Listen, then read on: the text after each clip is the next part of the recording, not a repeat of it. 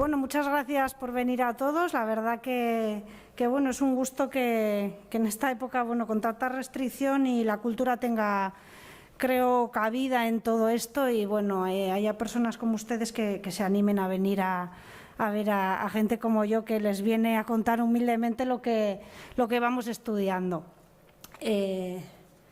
Bueno, en esta conferencia les explicaré los cambios que se gestaron en la arquitectura señorial de Guipúzcoa, partiendo de las casas torre hasta la transformación de las mismas en edificios de corte renacentista. Asimismo, para concluir con el razonamiento de dicha conversión, observaremos los palacios barrocos de nueva planta. Bueno, en este caso parto de un trabajo de investigación que realicé y que fue publicado por la Real Sociedad Vascongada de Amigos del País en el año 2017. El tema objeto de estudio fue el análisis de la arquitectura señorial del Valle del Urola.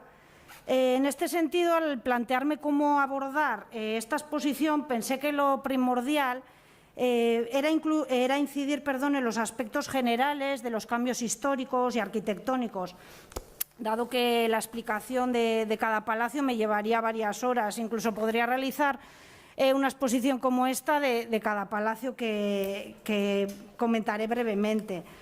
También, en este sentido, me pareció interesante incluir o por lo menos nombrar otros ejemplos de inmuebles representativos de otras zonas guipuzcoanas, no solo de la zona del Urola. En este caso, en relación a la historiografía, voy a dar unas pinceladas muy breves. El tema de la arquitectura señorial ha sido abordado por la historiografía vasca, sobre todo desde comienzos del siglo XX, cuando el gusto neorregionalista de la burguesía local buscaba referencias autóctonas para la construcción de sus viviendas. En este caso me gustaría señalar varias obras de referencia, ya que, aunque algunas sean un poco antiguas, pues son de consulta obligada. Primeramente tenemos la obra de Irízar, las casas vascas. Él realizó una clasificación tipológica de los edificios del País Vasco. Quizá ahora sí que ha quedado un poco anticuada, pero sí que es un punto de partida para comprender un poquito la arquitectura señorial de esta zona. A Valdetrecu, por su parte, en Casas Solares de Guipúzcoa, nos ofreció explicaciones de los linajes y los edificios, pero quizá de una manera un poco escueta. Por su parte, Casas Torre y Palacios de Guipúzcoa fue realizada por varios arquitectos de la región y en ella encontramos en esta obra selección de los edificios más representativos de la provincia. Aguinagalde, por su parte, en Guipúzcoako Dorretxeak eta Leinuak, analizó la importancia de los linajes y la relación con sus viviendas, ofreciendo pautas sobre las características esenciales de las torres medievales y del estilo de vida de la sociedad guipuzcoana. Por último, ya que vamos a hablar de arte, es imprescindible la revisión del arte del Renacimiento del País Vasco, realizada en 1998, realizada por varios investigadores, ya que ellos en ese momento ofrecieron nuevos enfoques y reflexiones críticas a cuestiones que ya estaban asumidas por el imaginario colectivo. No hay que olvidar, para estudiar todos estos palacios, la revisión de la historia local, las monografías particulares, sobre todo de ciertas casas y linajes, así como las publicaciones redactadas a partir de la realización, de la restauración de los edificios. Por supuesto, la búsqueda de documentación inédita en los archivos pues es esencial a la hora de abordar un estudio de estas características. Entonces, como les he comentado, la evolución arquitectónica de las casas señoriales de Guipúzcoa se advierte tomando como punto de partida los edificios construidos a finales de la Baja Edad Media. Por ello, veremos cómo esas casas medievales se adaptaron a construcciones de corte más palaciego. Y, por último, la cuestión de que aborde el estudio de los palacios barrocos de nueva planta es subrayar el cambio que se gestó desde finales del medievo hasta la Edad Moderna.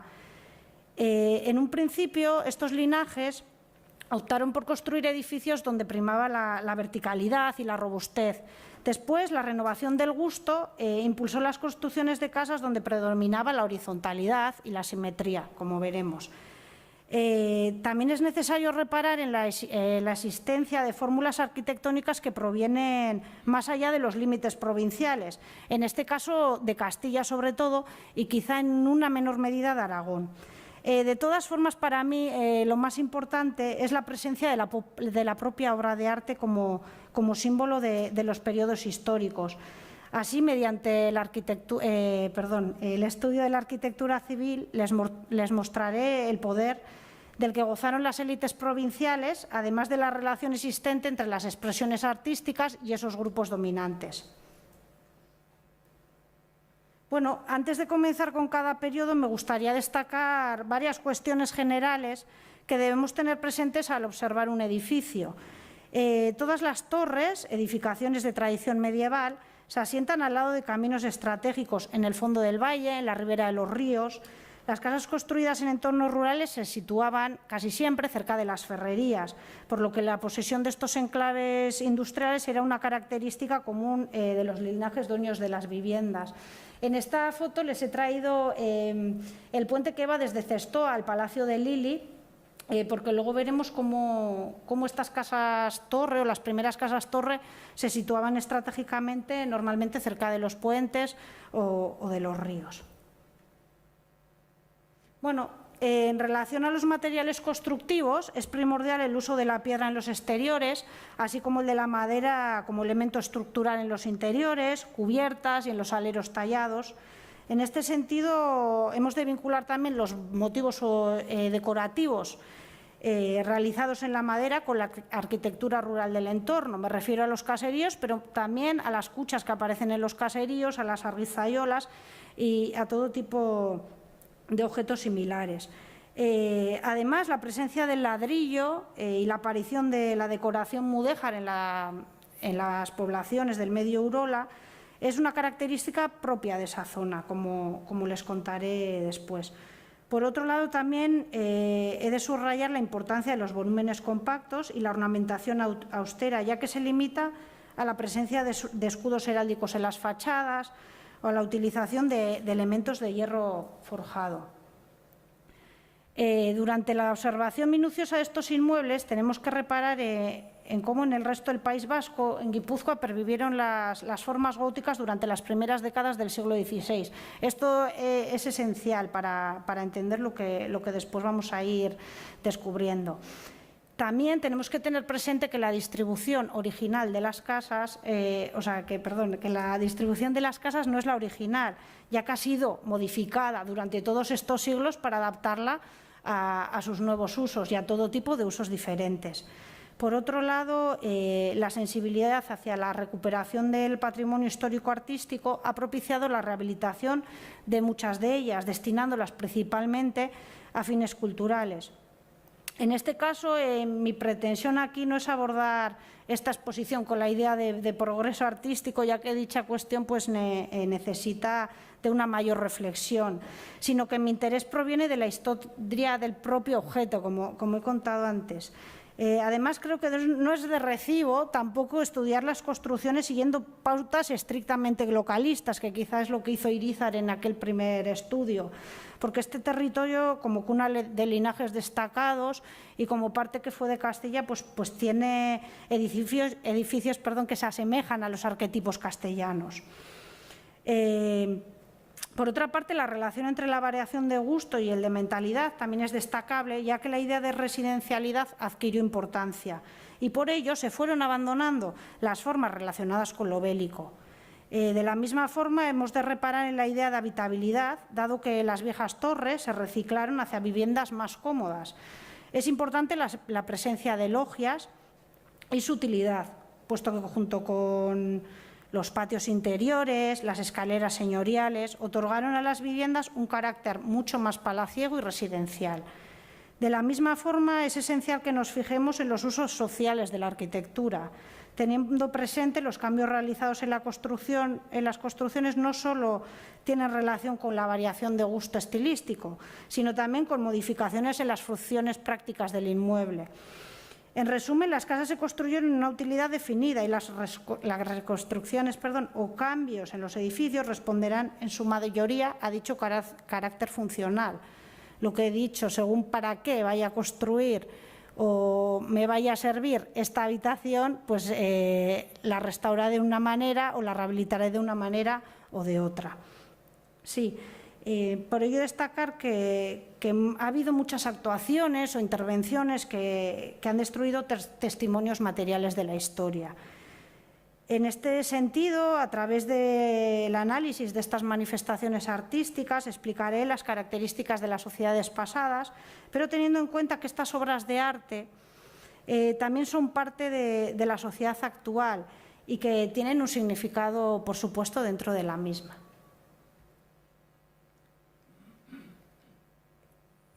Comenzando con la Edad Media y las torres rurales. En la Edad Media, como saben, la provincia estaba organizada en universidades o valles, donde el poder del territorio era controlado por los parientes mayores. Igualmente existían solares secundarios que, mediante enlaces matrimoniales y alianzas con los anteriores, dieron origen a los bandos. Como saben, durante los siglos XIV y XV, las sociedades se estructuraban mediante linajes encabezados por una serie de jefes o parientes mayores. Asimismo, existían familias inferiores supeditadas a estos. El solar, el lugar de origen de la estirpe, no era solo la casa, sino todos sus pertenecidos. ¿A qué me refiero con esto? Que eran las tierras de labranza, las propiedades, los inmuebles, los bosques, las ferrerías. En este caso también, desde la corona castellana, se otorgaban prebendas a estos señores para de alguna manera quizá controlarlos y asegurarse su servicio en la guerra, a cambio de esas rentas. Les he traído esta imagen pues simplemente para que vean en las villas guipuzcoanas, así como las casas que correspondían al bando gamboíno y asimismo al gambo oñacino. Bueno, las viviendas de estos señores de la guerra, como he comentado anteriormente, se asentaron fuera del recinto de las villas, principalmente porque se edificaron antes de que se produjera el fenómeno de creación de estos nuevos asentamientos amurallados. Se situaron, como he dicho, en lugares estratégicos, al lado de rutas comerciales, en el fondo de los valles, cerca del camino real, a orilla de los ríos. Emplazaron la mayor parte de sus edificaciones fortificadas sobre aquellos puntos donde un puente permitía cruzar el río, como la imagen que les he enseñado anteriormente de Lili, lo que permitía dominarlo y regular la imposición de rentas por utilizarlo. Las casas torre o torres rurales eran conjuntos de edificios que se componían, como bien he dicho anteriormente, de la vivienda, el molino, la ferrería, a veces una ermita. Todo ello era fuente de riqueza de poder para el linaje. El control de la molienda pues, proporcionaba el dominio fiscal de la zona, la ferrería, la producción del hierro, tan importante en aquella época, y la posesión de un lugar de culto, bien fuera como ermita o como oratorio, confirmaba el estatus de la familia. Las cabezas de bando adoptaron la tipología de torre y los linajes de menos grado, estructuras arquitectónicas que se asemejaban a las anteriores, en clara emulación social. Por último, no debemos olvidar que los pequeños propietarios se asentaron en lo que yo he denominado caseríos de linaje, que luego los veremos más detenidamente. Aquí les he traído una imagen de la torre medieval de Murga, porque no he encontrado ninguna guipuzcoana, pero tenemos que pensar que era algo parecido a esta imagen. Sí, el conjunto de Alzoraraz, ya que aparte de la casa se ve como la ferrería de los dueños. Bueno, las torres fueron testimonios materiales de un estilo de vida. Se relacionan con la lucha de bandos o la guerra. O esto es lo que siempre se nos viene a la cabeza cuando hablamos sobre casas-torre. Pero la realidad es muy diferente, ya que parece que antes de que el desencadenamiento de esta crisis, de esta guerra o de esta contienda, pues ya estaban construidas las primeras torres. Aunque a priori también parezca fácil de identificar que es una casa-torre, la construcción de las mismas dependerá más o menos del carácter bélico del linaje que las habitó.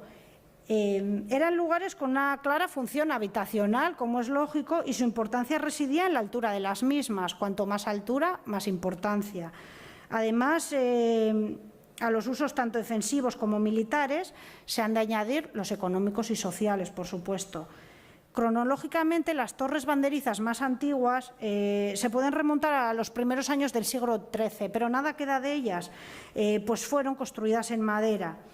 La mayoría que han llegado hasta nuestros días, no voy a decir porque quizá no ha llegado ninguna, se edificaron durante los siglos XIV y XV, sí, de piedra, con muros de gran espesor.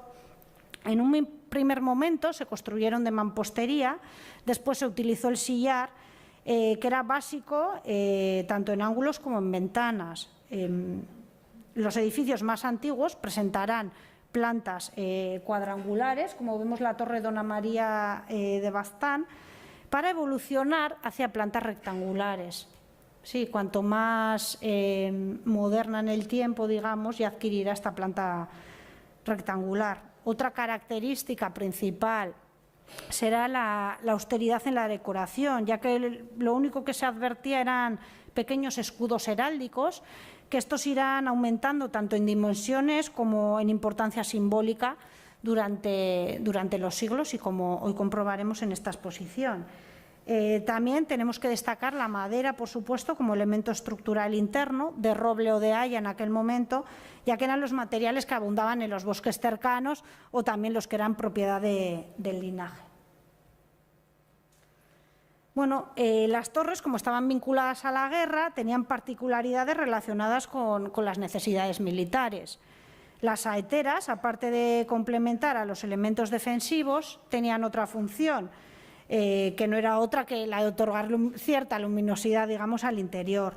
Por otra parte, tenemos el cadalso y el almenado. Estos elementos dotaban de significado militar a la torre, quizá los elementos que más dotaban de ese significado, ¿no? Aparte, también protegían al linaje de alguna manera. Por último, también he de señalar que este tipo de palacios torreados, aparte de en el País Vasco, también se repite en todo el norte peninsular, no es algo autóctono de nuestra tierra. Esto es porque su construcción obedece, pues, no tanto a un afán estético, sino a una evolución en la historia, ¿no? La historia de la provincia estuvo directamente relacionada con la de estas construcciones, que los siglos posteriores, como iremos viendo, se fueron adaptando a los nuevos gustos de corte renacentista y palaciego. Sí.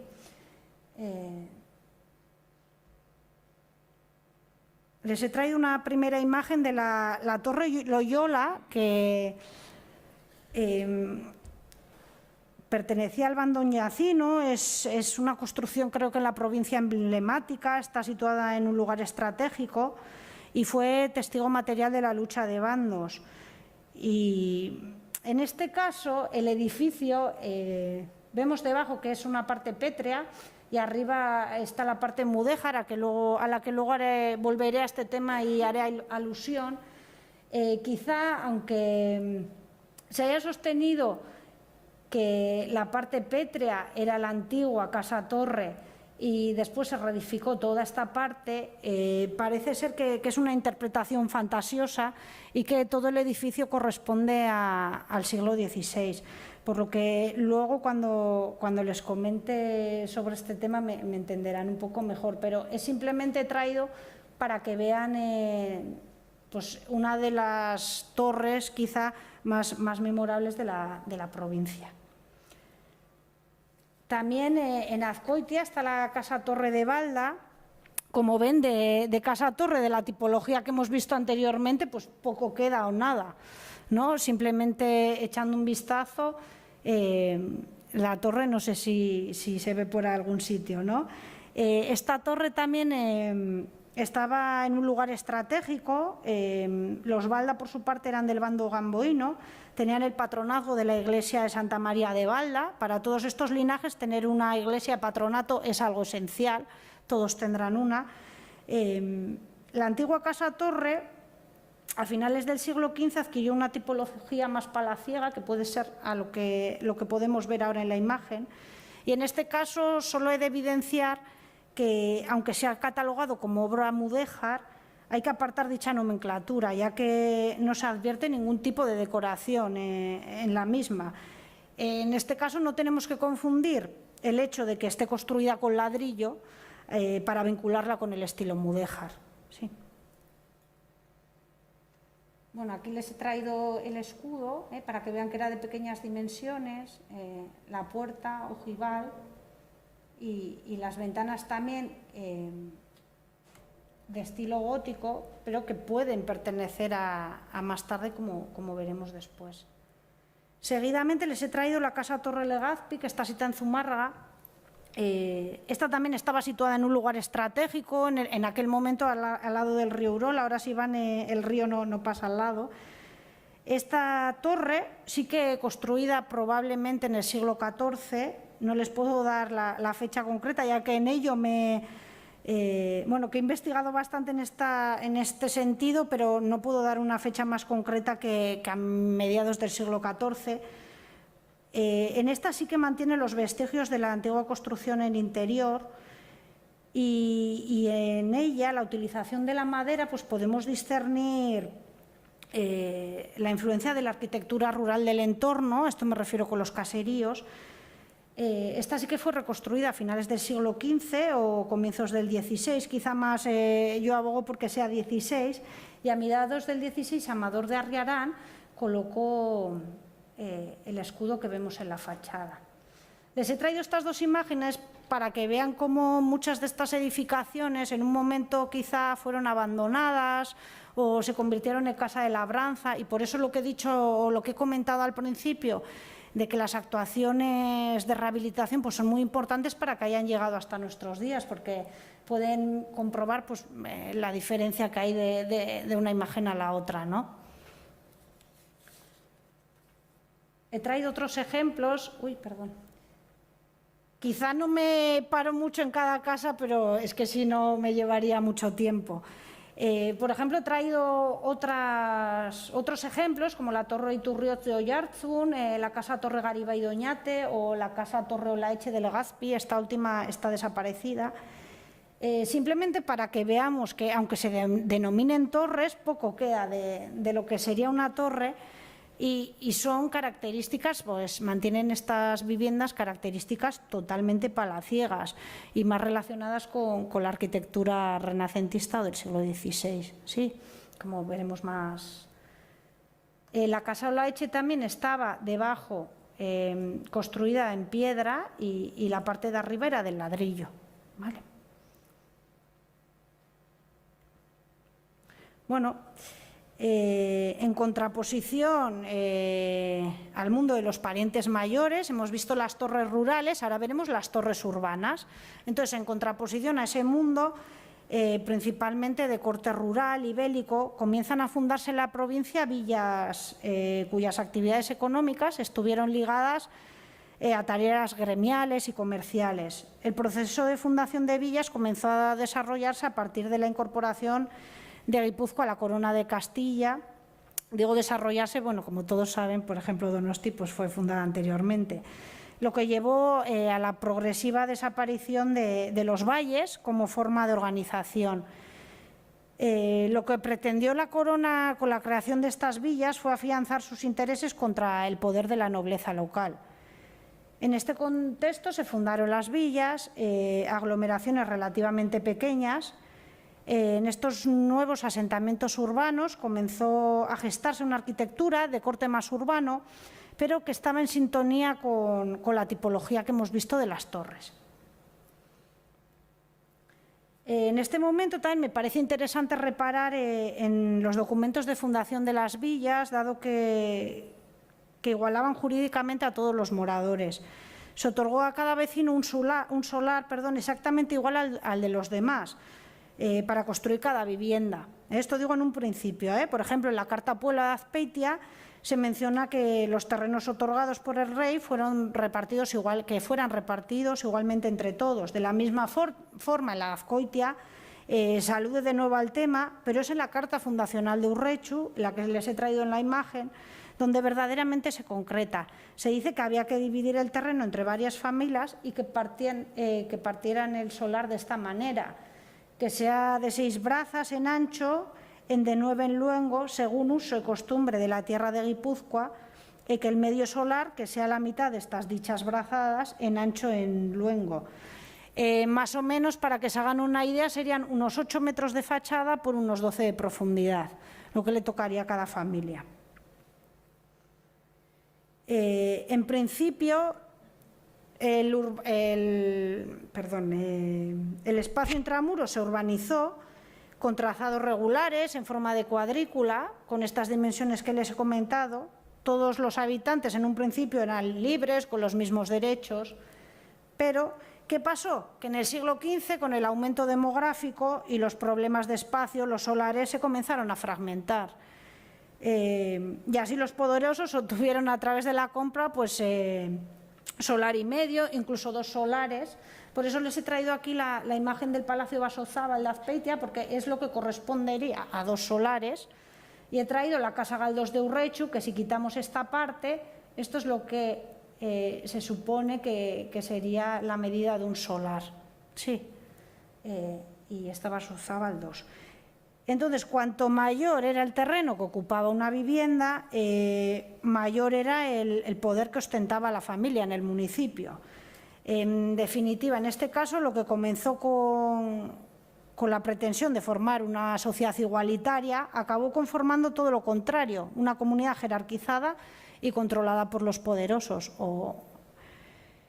En dichos espacios, quiero decir en las villas, se asentaron las torres urbanas, de dimensiones más reducidas que las rurales y con un carácter mucho más palaciego, por lo que los elementos defensivos se dejaron de lado y dieron mayor importancia a los decorativos y estilísticos. La planta era cuadrada o rectangular, con gruesos muros de piedra, podían ser de mampostería o sillería. Si eran de mampostería, los esquinales de sillería. Este sillar también aparecerá en dinteles, arcos, rodeando los vanos, en los lugares más importantes. Además, también podían tener 1 o 2 puertas. En caso de que hubiera 2, y se accedía a la planta noble mediante una escalera desde el exterior. A través de la puerta baja, ¿a dónde entrábamos? Pues a las cocinas, a las caballerizas. Además, las ventanas de estos palacios o de estas torres de estas torres de las villas tenían también asientos de piedra en el intrados de los vanos, donde estarán presentes los elementos gotizantes. Eran sitios pues, de esparcimiento para estar allí sentados. En definitiva, eran residencias con una función ciudadana que la siguiente centuria se adaptaron a un patrón mucho más cortesano. En este caso les he traído también un ejemplo, es el Palacio Idiáquez o Echebeltz de Azcoitia, de la familia Idiáquez, una familia muy poderosa a nivel provincial. Está también, digo estaba, pero no está, emplazada en la calle Mayor de Azcoitia, enfrente está la parroquia Santa María, está junto al río, en un lugar totalmente estratégico. Esta torre fue construida a mediados del siglo XV. Los Idiáquez primero tuvieron su torre rural, pero cuando se construyó la villa, construyeron este palacio, esta casa. Estaba construida sobre las murallas de la villa y fue de alguna manera elemento defensivo en situaciones de peligro. También quiero que nos fijemos que como aquí ya no son necesarios los elementos bélicos, aparecen las cresterías. Sí. Ya esto es un tipo más decorativo, no es algo funcional, como era la almena. Sí, el escudo en este caso, este es de factura barroca, ya que es más amplio que el que podemos encontrar en esta parte de la casa. Como anécdota, simplemente contarles que frente a dicho este inmueble se colocó el cartel de desafío de los parientes mayores a las villas. Parece que esta tenía una entrada que desde la calle daba al primer suelo, por lo que parece que tenía una escalera. Por ello he de relacionar esta casa de Echebeltz con Torrelucea de Zarautz, que aquí podemos ver claramente lo que les he contado antes de la escalera que llegamos a la planta noble. Sí, este quizá es el ejemplo, yo creo, perfecto de torre urbana. Sí, está perfectamente conservada y es de estilo renacentista, pero los elementos son góticos. Luego explicaré esto un poco más. También aquí quiero que nos fijemos en las molduras, ya que de almena pasamos a molduras o cresterías para después en el barroco, como veremos, pasar a aleros tallados. Bueno, desde estas torres urbanas, también situadas, como he dicho, en lugares totalmente estratégicos, los linajes controlaban la villa, evidenciando su prestigio económico y su rango social. Por ello, la pervivencia del linaje en el mismo solar mostraba, pues, como diría, solidez, importancia. Este nuevo mundo urbano acogió a muchas familias poderosas, sobre todo en este momento de comerciantes, escribanos, letrados, o enlazados unos con otros consiguieron hacerse con el poder municipal poco a poco. Mediante el estudio de la organización tanto rural como urbana se obtiene información esencial tanto de las formas de vida como de la arquitectura proyectada durante el Bajo Medievo. A través del análisis de dicha realidad se pueden vislumbrar las características esenciales de aquellas manifestaciones artísticas que perviven en nuestro presente para cerciorarnos de la importancia que tuvieron como símbolos materiales de una época. Bueno, perdón.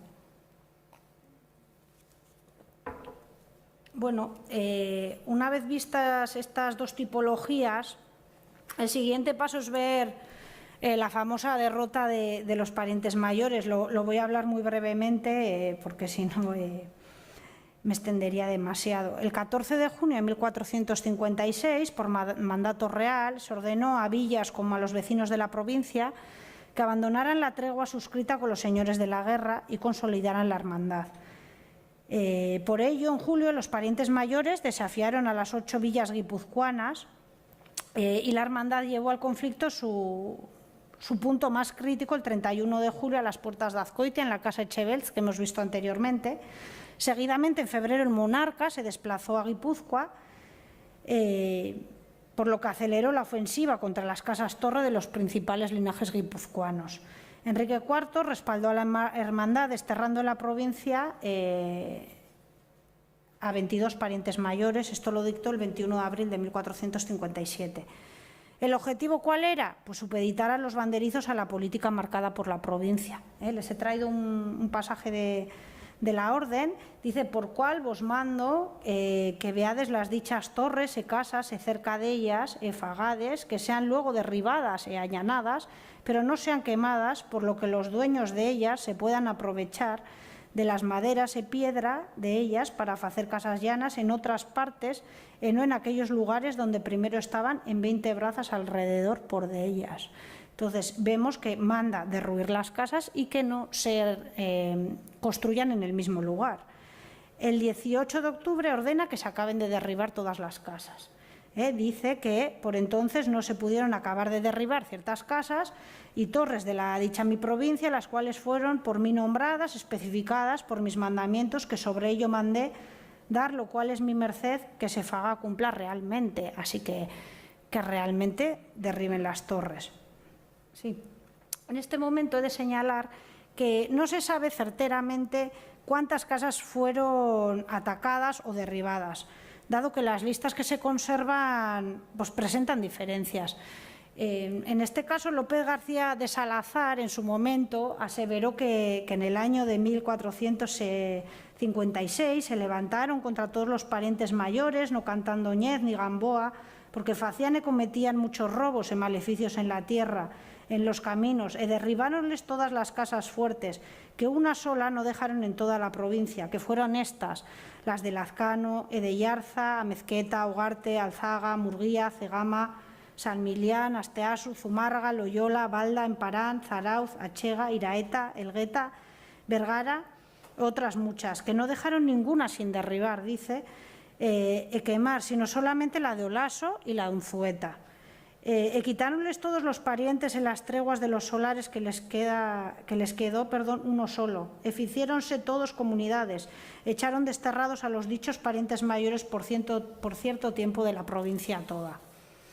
A ver, ciertamente, aunque el cronista pudo redactar, y esto seguramente de una manera un tanto épica y exagerada, ya que eran muy dados a aquello en dicha época, tenemos que reparar también en la historiografía que ha sostenido que las casas torre fueron desmochadas. Esto es que solo se quitaron los pisos altos.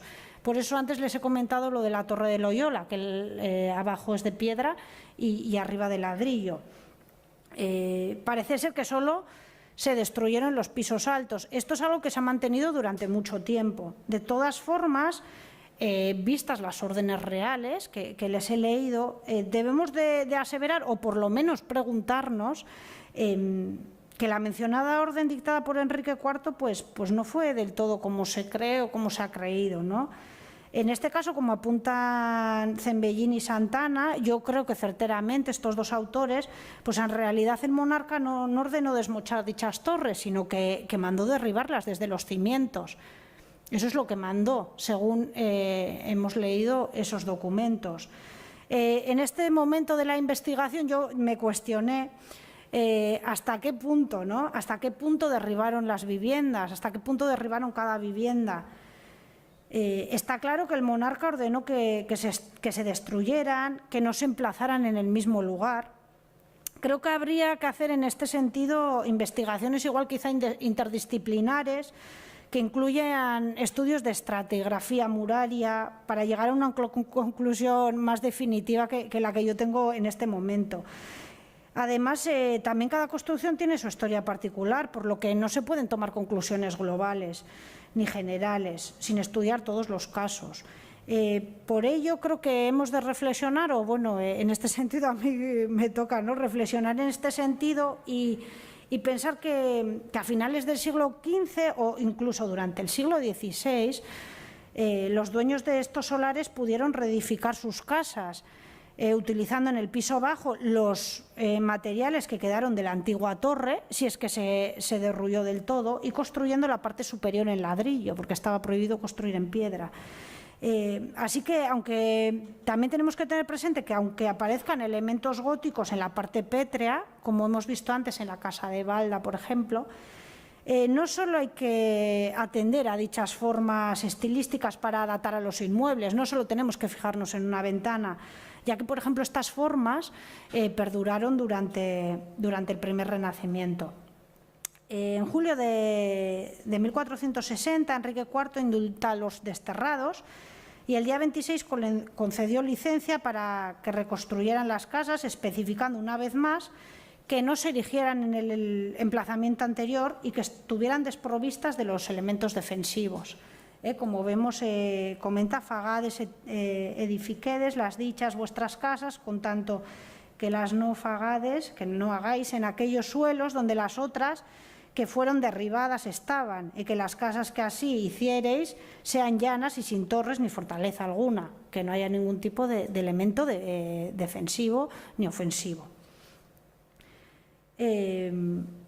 Bueno, cuando los parientes mayores reedifican sus casas a la vuelta del destierro, la tipología conocida hasta el momento, pues como hemos visto, se vio alterada, pero de alguna manera sí que perduró igual en los pisos bajos.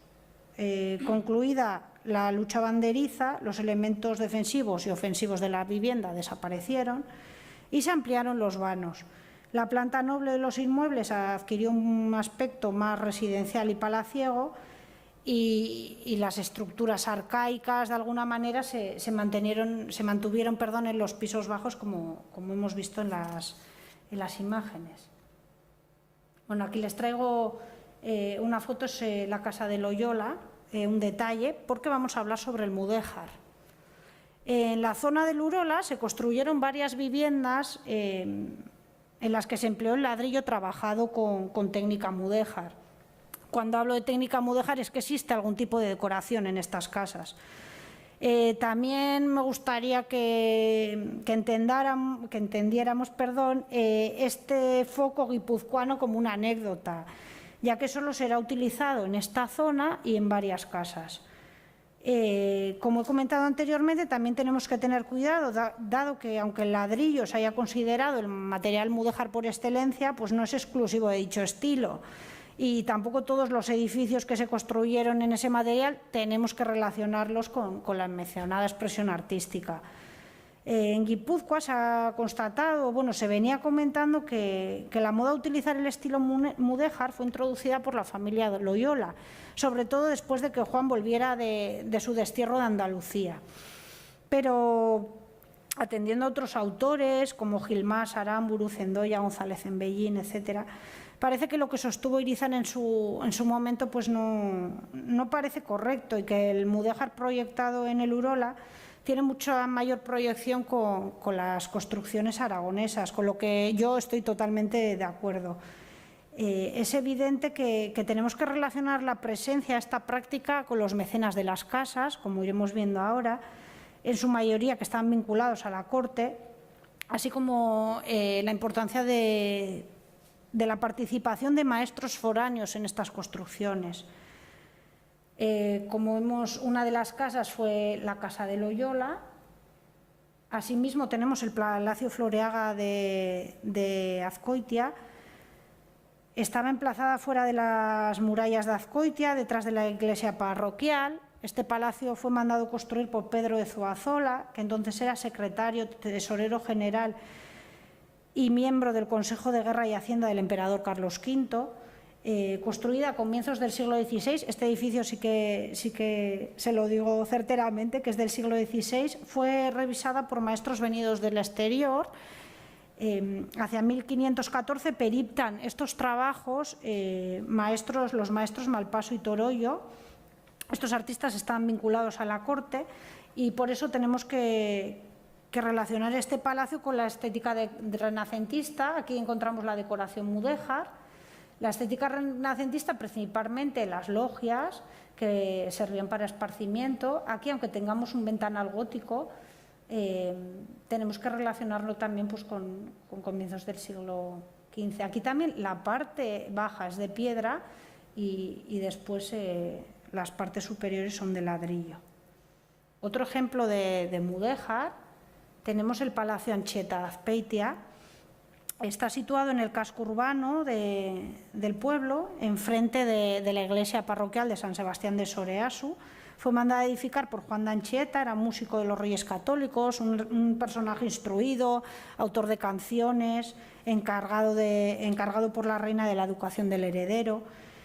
Esta construcción urbana también es de corte totalmente palaciego y con decoración mudéjar en su fachada.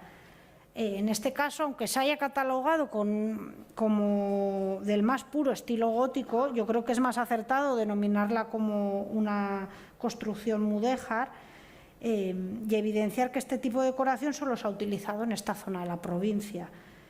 Como he comentado, responde a un caso aislado en el territorio. Creo que está más relacionada con la presencia de los promotores en la corte y como he comentado, con la arquitectura mudéjar aragonesa. Aquí vemos un alero de madera tallado muy amplio, que esto será una construcción posterior al palacio. En definitiva, bueno, Floreaga, Anchieta y también la Torre de Loyola tienen similitudes decorativas y dada la cercanía geográfica no es raro pensar que pudieron estar construidas por los mismos artífices y durante la misma época. Por eso, cronológicamente, lo que he comentado anteriormente, si la Torre de Loyola se construyó o se reconstruyó cuando Juan volvió del destierro, casi pasa un siglo. Entonces, bueno, creo que es más lógico pensar que más o menos se realizaron en una época coetánea.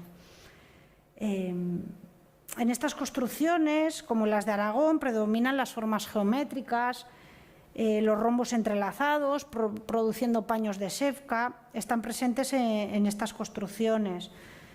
Así, dado que el momento de mayor esplendor del arte mudéjar aragonés en el siglo XIV fue promovido por el mecenazgo de la corona y el alto clero, ¿no?, principalmente en edificios religiosos, es obvio que dada también la cercanía geográfica que tenemos con Aragón, la decoración de mudéjar del Urola presente la influencia de las construcciones religiosas aragonesas.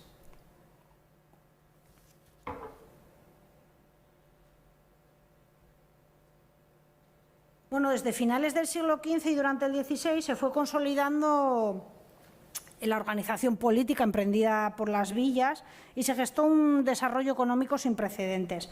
Aunque la mayoría de la población continuó dedicándose a la agricultura y a la ganadería, el mar, el hierro y la madera configuraron la riqueza provincial.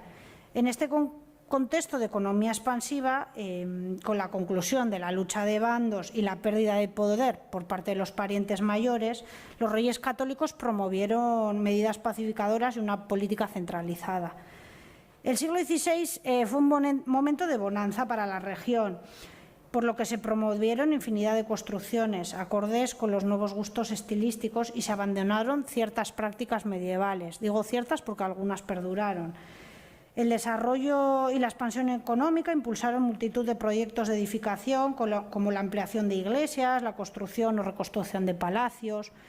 Por ello, dado el cambio de vida de los hidalgos, se desarrolló cierta evolución en la concepción estilística de los edificios rurales y urbanos.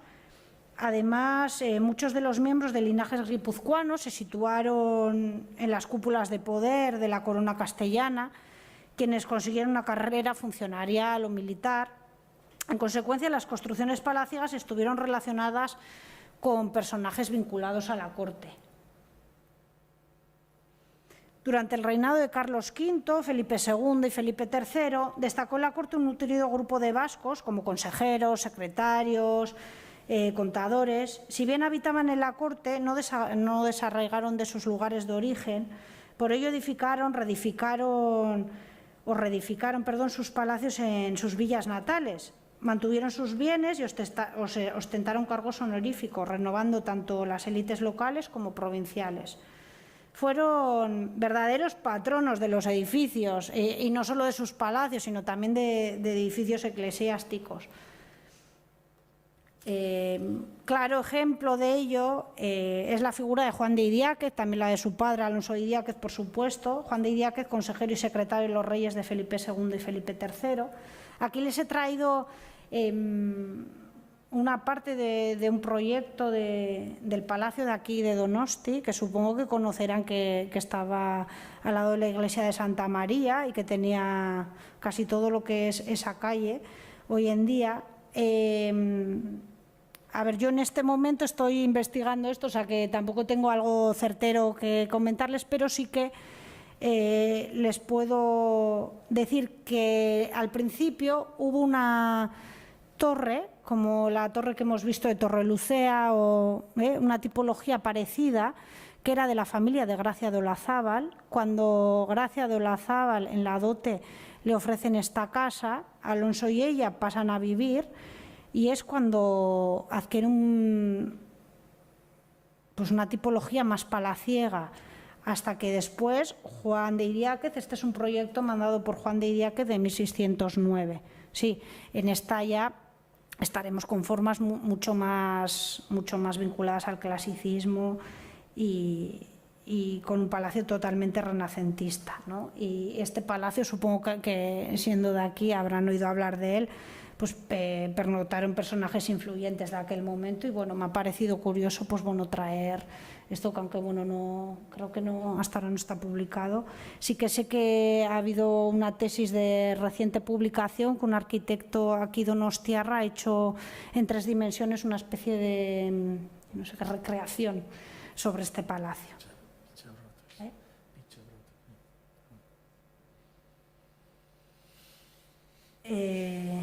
Bueno, en relación a la definición terminológica de palacio, he de afirmar que durante mucho tiempo palacio solo fue una habitación de la casa, la más grande y lujosa, que estaba en la planta noble de los edificios. En Euskadi, durante el siglo XIV, se denominaban las viviendas de personajes ilustres casa fuerte o palacio. Daba igual qué tipología tuvieran. Esto hablo sobre la documentación, ¿vale?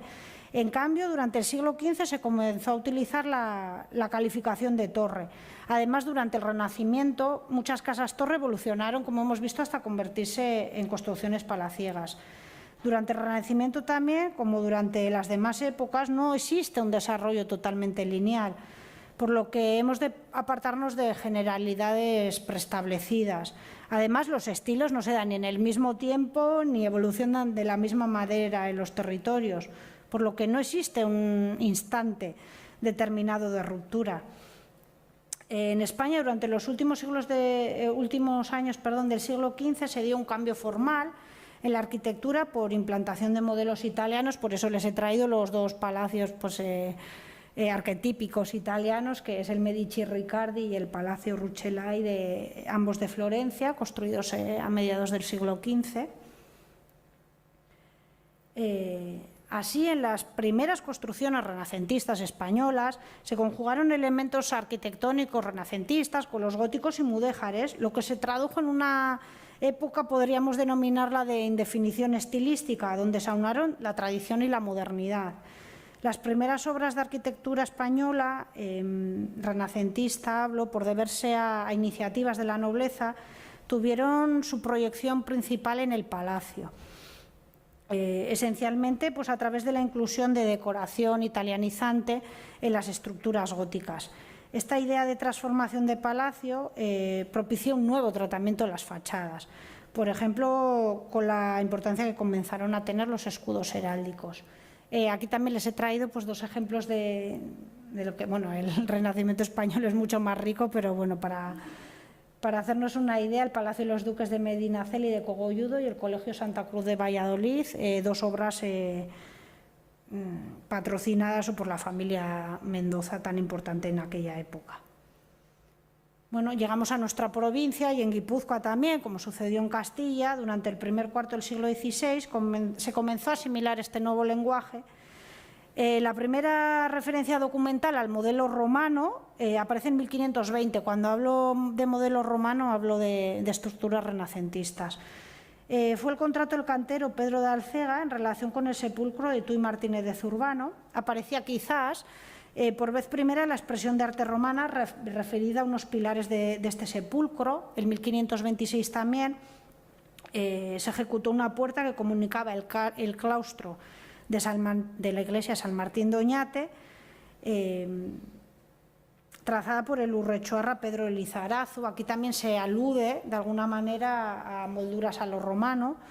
Otra obra notable del 500 era el Colegio Santi Espíritus de Oñate, donde la influencia de Rodrigo Gil de Oltañón está totalmente presente, ya que el mecenas de la obra, Rodrigo de Mercado de Zuazola, pretendió imitar soluciones castellanas relacionadas con el Colegio de Santa Cruz de Valladolid que hemos visto en la anterior imagen. Visto que uno de los edificios más representativos del Renacimiento fue la mencionada universidad, me refiero a la de Oñate, y que los postulados renacentistas tardaron en difundirse en nuestra provincia, no cabe duda que a mediados del siglo XVI las formas góticas eran predominantes en la provincia. Por eso, anteriormente, cuando he hablado de palacios, les he comentado que aunque hubiera estructuras góticas, podían ser del siglo XVI. Además, también tenemos que reparar en la cronología del que se ha considerado el primer palacio vasco plenamente renacentista y arquetipo de residencias aristocráticas, el Palacio Escoriaza Esquivel de Gasteiz, construido en 1540. Bueno, como vengo sosteniendo, la utilización de elementos goticistas durante toda la centuria era complicada. A veces la catalogación cronológica de los edificios construidos o reformados durante el 500. Por ello, hemos de tener presente que la utilización de ventanales góticos era una solución frecuente en esta centuria. Como ya hemos comprobado, muchos edificios se han enmarcado en un periodo anterior al que se construyeron por la aparición de este tipo de vanos, pero creo que lo más lógico es situarlo dentro del primer Renacimiento, por todo lo que vengo contándoles hasta ahora. La mayor parte de palacios de la provincia de esta época son de tipo compacto, con un aspecto más bien cúbico, macizo, que responden a una concepción sólida del espacio. Por otro lado, también tenemos que reparar en la habitabilidad, ya que el reciclado en las viejas torres hacia viviendas más cómodas expresa una nueva noción a la hora de acondicionar los edificios. En las fachadas predominará la austeridad, donde se marcan los aspectos de funcionalidad interior. Durante el 500 también se pierde la verticalidad de las casas, dando paso a la horizontalidad. La horizontalidad fue característica derivada de tipología de palacio urbano renacentista italiano. Los vanos eran más amplios porque la iluminación era primordial como indicador del estatus familiar. También existió una evolución en las galerías, como la que hemos visto de Floreaga, por lo que fue general la apertura de vanos como logias en los pisos altos o pórticos en los bajos. También es muy importante, es destacable, la importancia genealógica, histórica de las piedras armeras, ya que fueron los únicos motivos ornamentales que quizá gozaban de cierta notoriedad. Hemos de ver estos elementos como propagandísticos, ya que se utilizaban para ensalzar al linaje. Eran un elemento decorativo, pero también de prestigio. En esta centuria, aquellos blasones simples, como este primero escudo de Loyola, al principio se colocaban en dinteles de puertas, o como hemos visto en la casa de Balda, que estaba en un lado, evolucionaron y, aparte de cuartelarse y ornamentarse, ganaron en tamaño y se colocaron en el centro de las fachadas. Aquí vemos como una evolución de los escudos. También hemos podido ver el escudo de los Idiáquez, si se han fijado, ese es de estilo barroco. Bueno, por otra parte, el interior también, la modificación de la escalera tiene relación directa con los cambios de vida. Se comenzó a utilizar la escalera de caja abierta, que llevaba directamente a la sala principal de la casa. Por ejemplo, en el Palacio de Floreaga que les he comentado, en la revisión que hacen los peritos, se especifica que la escalera o los quicios de las ventanas se asemejen a las de Castilla, dato que nos corrobora que el promotor, la presencia del promotor del promotor de la obra, en la corte, influyó directamente en la realización de esta obra y ratifica la influencia castellana en las construcciones de nuestra provincia. Por otro lado, también tengo que evidenciar la importancia de las chimeneas, o chimenea francesa, como aparece en la documentación, ya que alude a las comodidades con las que contaban las casas y que fue uno de los elementos que definía el salón o la gran sala principal. Otra característica importante de la arquitectura palaciega del siglo XVI es la aparición del patio interior como distribuidor del espacio y de ordenación interna. En Guipúzcoa no se construyeron muchos palacios con patio interior, pero su presencia nos confirma otra vez la influencia castellana en la arquitectura de la región. Quizá una de las causas por el que el patio no se generalizó pueda estar supeditada al clima. Como he comentado anteriormente, los almenados de las torres se transformaron en cresterías o se convirtieron en modillones de piedra, en cornisas molduradas de corte renacentista, como hemos visto en Torrelucea de Zarautz. Estos remates evolucionaron, como veremos al final de esta exposición, en aleros de madera tallados, que adquirirán mayor notoriedad durante la siguiente centuria. En relación al interior, es imprescindible reparar en las construcciones, pues están reformadas o transformadas, y que no nos permiten advertir cómo era la primitiva distribución del edificio. El espacio de la planta baja, por lo general, albergaba las cocinas, caballerizas, establos, bodegas, otras dependencias secundarias. En cambio, antes de ir a eso, les comento un poco. Esta es una planta de palacio, posiblemente de Azpeitia, no se sabe seguro porque apareció en el archivo entre legajos, como tapando los legajos, y al final era un plano. Entonces, como estaba con legajos de Azpeitia, allí a mí el archivero me dijo, se supone que puede ser un palacio de Azpeitia. Yo me aventuro a decir que puede ser el palacio de Emparán.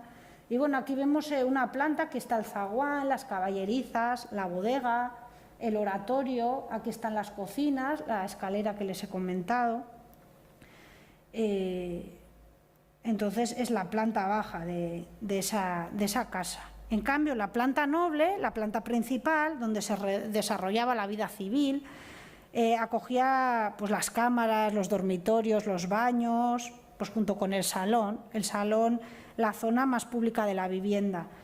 la estancia más luminosa, ya que la decoración fue siempre extremadamente cuidada en las habitaciones visitables por la instalación de la vanidad y el lujo en las casas desde el siglo XVI. Claro ejemplo de esta ostentación se comprueba cuando analizamos los inventarios de bienes realizados por el fallecimiento de los dueños de las casas, o también, como he traído en este caso, el inventario de bienes, en este caso es la dote de Gracia de Olazábal. Estos documentos de inventarios de bienes nos permiten a veces conocer cómo era la distribución de la casa, pero también la riqueza que tenía la familia. En ellos se advierte la tenencia de todo tipo de objetos, como menaje de plata, sábanas, tapices, alfombras, armas, joyas, guadamecís, enseres de oro, de plata, obras de arte y libros. Muy importante, lo que se traduce en el interés por la cultura o por las ideas humanistas en este siglo XVI de tanta difusión de ideas. También en estos documentos se otorga gran importancia a la documentación o al archivo familiar, como no, mediante el registro de cartas de privilegios reales, escrituras de censos, obligación, cartas de pago, contratos de compra, de venta. Como les he dicho, la importancia del archivo familiar y las posesiones del linaje nos acercan a la realidad de cada familia, a lo que ellos poseían. Y a los historiadores del arte también nos dan muchas pistas en muchos sentidos, ya que quizá todos estos enseres de plata, de oro, los tapices se han visto como obras menores, pero nada que ver, tienen la misma importancia, puedo decir, que un retablo que podría estar en un oratorio. Como ejemplos, el fallecimiento de María de Idiáquez, viuda del tesorero de Carlos V, Pedro de Zuazola, en el inventario de sus bienes, bueno, aparece, les traigo como anécdota, un cuerno de unicornio, que era un objeto que se le atribuía poderes de curación, por ello fue uno de los remedios más famosos durante el Renacimiento, que era utilizado pues, en las Cortes Reales. También al fallecimiento de José Ignacio de Zuazola, Oñaz y Loyola, pues, entre otras cosas aparece servilletas de Flandes o incluso camas doradas. El inventario de Gracia de Olazábal que les he traído en esta imagen es algo que estoy estudiando recientemente, ya que bueno, estoy haciendo un artículo sobre esta mujer, el papel de esta mujer. Bueno, vemos aquí cosas de capilla, tapicería, armas, cosas de vestidos, ropa blanca. Bueno, les he traído un poco para que vieran un poco el ejemplo. También es muy importante el inventario de bienes realizado, pues el fallecimiento de Juan de Idiáquez, el que, bueno, un día igual si me invitan, pues hago una exposición sobre el mismo. Bueno, como he señalado, los interiores no son los auténticos de su construcción, ya ven cuántos siglos ha pasado, por lo que es muy importante que reparemos en la idea de adaptación. Estos edificios fueron utilizados, o sea, fueron realizados para ser utilizados, y las modificaciones, las reformas o los cambios deben ser puestos en relación no solo con las opciones estilísticas, sino con las modificaciones en el uso. Por eso hemos de reparar en las funciones prácticas de los nuevos hábitos, ya que cada una requerirá de una determinada solución formal. Durante esta centuria apareció una nueva preocupación por la estética, así como por la funcionalidad y comodidad de los espacios.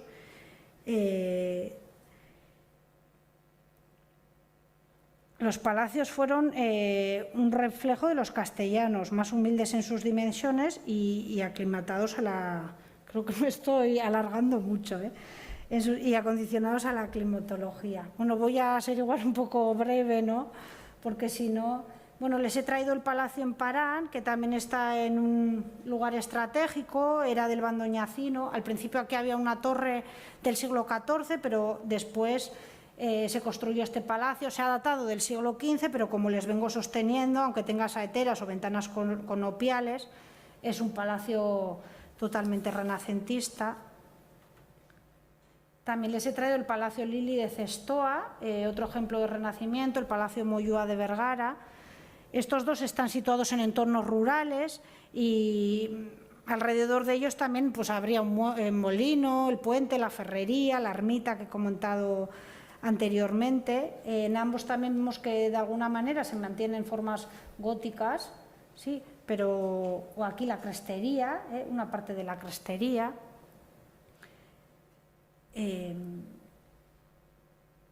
Por otra parte, el Palacio Isasaga de Azcoitia o el Palacio Vicuña de Legazpia. El Palacio Isasaga fue mandado a mediados del siglo XVI por Antonio de Guino, contador mayor de cuentas del emperador Carlos V, y el Palacio Vicuña está más relacionado con el mundo ferrón. En este caso sí que en el interior de la misma hay vestigios de una construcción antigua y el edificio será del siglo XVI. El Palacio Basozábal de Azpeitia, aquí he de remarcar la galería, que era utilizada para el esparcimiento. Asimismo, la Torre de Ubillos, en el siglo XV había una torre de planta cuadrangular, pero en el siglo XVI se dio esta transformación. El Palacio Ubillos de Zumaya también tiene una torre interior. Seguidamente les he traído pues, otros ejemplos de arquitectura del siglo XVI, como es el Castillo Carlos V, quizá totalmente más relacionado como una fortificación defensiva, pero en el interior sí que se vislumbran los elementos renacentistas. El Palacio Narros de Zarauz, también, como ven, la crestería, los pináculos, la Torre de Olaso de Vergara, que aunque es del siglo XVI, el alero será posterior, y el palacio de la familia Guino Mallea de Vergara. Bueno, en este caso les había traído esto, pero bueno, voy a ir un poco rápido porque creo que, no sé, me he excedido quizá al principio. Una breve mención sobre estas tres casas, ya que yo en mi trabajo los denominé como caseríos de linaje, por ser construidos por familias de menor rango, igual quizá más vinculadas al comercio, a las ferrerías, al mundo agrícola. Importantes sí, pero quizá más a nivel provincial, provincial, quería decir municipal. No vamos a comparar pues, como una figura como Juan de Idiáquez, ¿no? Pero bueno, ellos en su solar también, pues de alguna manera construyeron sus casas. Bueno, y seguimos la evolución hacia el Palacio Barroco a finales del siglo XVI y XVII. En España se vivió una gran crisis económica de la industria, el comercio, el hierro perdió competitividad, bajaron las exportaciones y el descenso demográfico pues, favoreció el proceso de ruralización. En este momento, a finales del siglo XVI sobre todo, Felipe II replanteó el lenguaje arquitectónico. Se formaron en torno al clasicismo italiano sus gustos estéticos y mediante el mayor proyecto erigido en esta centuria, que como saben fue el monasterio de San Lorenzo Real el Escorial, la arquitectura española pues abandonó progresivamente todo el residuo goticista que venimos viendo hasta ahora y se consiguió de alguna manera la implantación del clasicismo en el país. También, aunque la fiebre constructora de la centuria anterior pues tuvo un claro retroceso, pues algunos linajes edificaron palacios relacionados con el gusto posterreriano, ya palacios barrocos. En este siglo XVII, estas viviendas reflejarán pues, mayor comodidad, elegancia, serán más simétricos, regulares, los palacios serán austeros, lenguaje mucho más cuidado, más depurado en las formas, las plantas eran rectangulares, aglomeradas, más anchura, mejores materiales, nuevos elementos de lujo como los trabajos de forja o los escudos que hemos visto, estos escudos que ofrecerán plasticidad.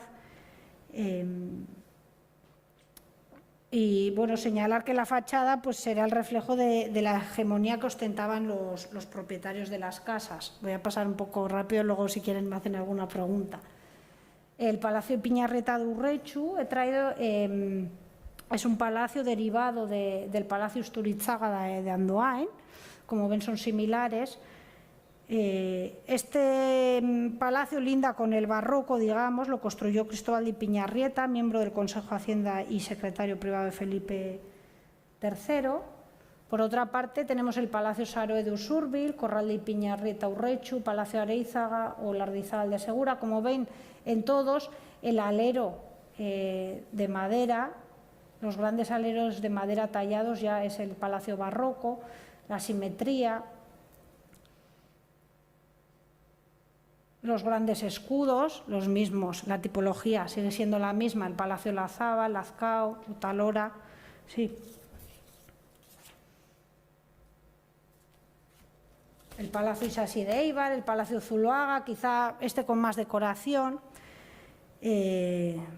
Bueno, la armonía, la solidez, la sencillez, la austeridad describen todas estas construcciones. Esta tipología de palacio barroco posteriormente fue adquirida por muchos ayuntamientos guipuzcoanos. Bueno, la arquitectura, ya sea estatal, imperial, real, religiosa o privada, suele interpretarse como símbolo de poder, dado que disponer de un terreno y construir son manifestaciones evidentes de poder económico y político. Estos testimonios arquitectónicos son símbolos de un dominio que perdura hasta la actualidad y que su conservación hace que nos aproximemos a la realidad histórica de aquel momento. Sí. Bueno, tenía las conclusiones, pero creo que lo voy a dejar aquí, ¿no? Sí, tiro un poquito. Bueno, hemos visto que los edificios evolucionaron de casas-torre a construcciones góticas y tipologías de corte más palaciego. También, aunque no exista una particularidad dominante y definida en la provincia, conviven influencias y puntos en común. Hemos cuestionado de alguna manera la orden de derribo promovida por Enrique IV, las que estrechamente estaban asociadas a la lucha de bandos. Esas casas se reconstruyeron a corte con el nuevo gusto. Los edificios de los linajes que no estaban vinculados a la guerra adquirieron tipologías similares a las anteriores. Como hemos visto, fue esencial la utilización de la piedra y del ladrillo en este momento. También hemos dicho que los edificios con decoración mudéjar pues fueron realizados por los mismos artífices y en la misma centuria, y que tampoco hemos de etiquetar como mudéjar todo lo que esté realizado en ladrillo. En la época de bonanza del 500 se edificaron multitud de casas. El primer Renacimiento pues mantiene los postulados góticos. Y, a ver, en definitiva, los linajes que primero fueron guerreros y habitaron sus casas-torre, pues cuando llegó la paz cambiaron las actividades bélicas por las administrativas y sus torres por palacios. Los inmuebles estuvieron relacionados con estamentos poderosos, se dedicaron a actividades sociopolíticas, militares, administrativas o eclesiásticas. Asimismo, hemos relacionado muchos palacios con promotores que vivían en la corte, y por eso he concluido de alguna manera que se adaptaron formas estilísticas provenientes de Castilla. También es importante la funcionalidad de los inmuebles, ya que la mayoría han pasado por similares adaptaciones, por lo que muchas veces simplemente también he ahondado en esto, que se han mantenido las fachadas, y a la conservación de los interiores como testimonios de la historia pues no se les ha otorgado tanto valor. Por ello, pues lamentablemente se han perdido formas o espacios que nos podrían mostrar cómo era la vida cotidiana del interior de las casas, lo que a mí me parecería una maravilla poder descubrirlo. Entonces, de viviendas de estamentos superiores, algunas pasaron a casas de labranza, otras fueron abandonadas, y la mayoría de ellas han sido restauradas y mantienen una función pública o de corte cultural.